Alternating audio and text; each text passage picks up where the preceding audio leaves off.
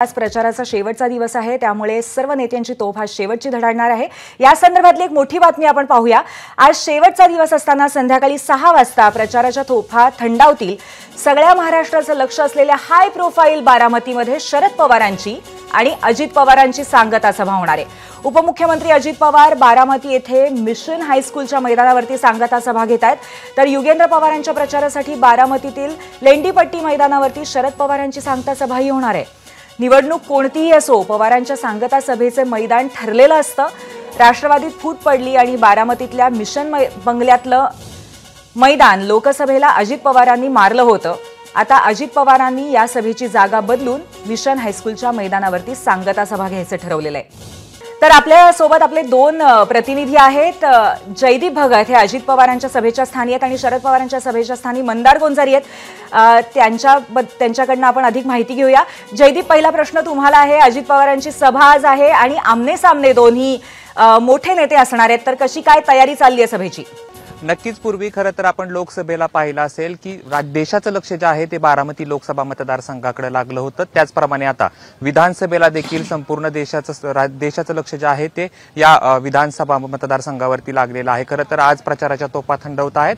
निवडणूक कोणती असो, पवारांच्या प्रचाराचं मैदान ठरलेलं म्हणजे मिशन बंगल्या इथलं मैदान, परंतु आता जे आहे ती जागा कमी पडू लागल्यानं या ठिकाणी अजित पवारांनी त्यांच्या सांगता सभेचं जे मैदान आहे ते बदललेलं आहे। मिशन हायस्कूलच्या मैदानावरती ही सभा घेतली जाते। या ठिकाणी बघू शकतो आपण जे आहे ती जय्यत तयारी या ठिकाणी सुरू असल्याचं पाहायला मिळते। दुपारी 3 वाजता अजित पवार या ठिकाणी येतील आणि जे आहे ते सांगता सभेत अजित पवार काय बोलणार याकडे सर्वांचं लक्ष लागलेलं आहे। खरं तर प्रचाराचा शेवटचा दिवस असल्यामुळे या ठिकाणी जय पवारांच्या उपस्थितीमध्ये आज बाईक रॅलीचं देखील आयोजन करण्यात आलेलं आहे। तसेच अजित पवार विविध ठिकाणी जे आहे ते सभा घेऊन शेवटच्या सभेला या ठिकाणी येतील आणि या ठिकाणी मिशन हायस्कूलच्या सभेमध्ये अजित पवार काय बोलणार याकडे सर्वांचं लक्ष लागलं असलं तर या मिशन हायस्कूलच्या मैदानावरती जी आहे ती जय्यत तयारी सुरू असल्याचं आपल्याला पाहायला मिळतंय।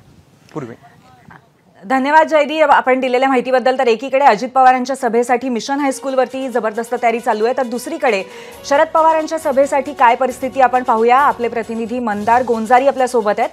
मंदार, काल आपण आपल्या प्रतिस्पर्ध्यांना पाडायचं नाही तर जोरदार पाडायचं आणि शरद पवारांचा नाद करायचा नाही अशा पद्धतीची वक्तव्य शरद पवार यांनी केली होती। या पार्श्वभूमीवरती कशी तयारी आहे, कार्यकर्त्यांचं तिथे मनोबल कसं आहे?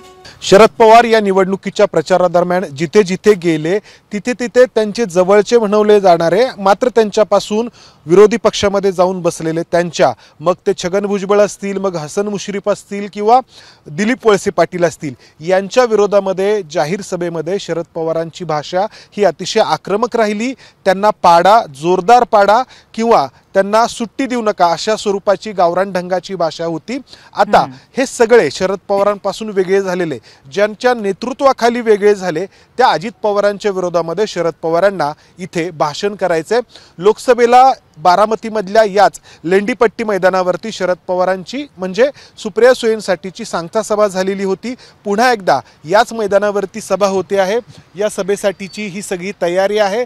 मोठ्या प्रमाणात खुर्च्या आहेत आणि स्टेज देखील तयार आहे आणि या सभेमध्ये शरद पवार काय बोलणार यावरती या विधानसभा मतदारसंघातील निकाल बऱ्यापैकी ठरेल, बऱ्यापैकी अवलंबून असेल असंही बोललं जातंय।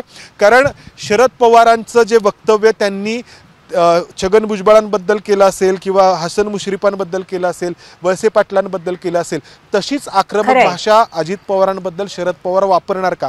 कारण आपण पाहतो अजित पवार एकंदरीत जे वक्तव्य असेल शरद पवारांचं त्याच्यावरती या संपूर्ण मतदारसंघातल्या मतदारांची दिशा ठरू शकते, हे नक्की आहे। धन्यवाद आपण दिलेल्या माहितीबद्दल। एबीपी माझा, उघडा डोळे बघा नीट।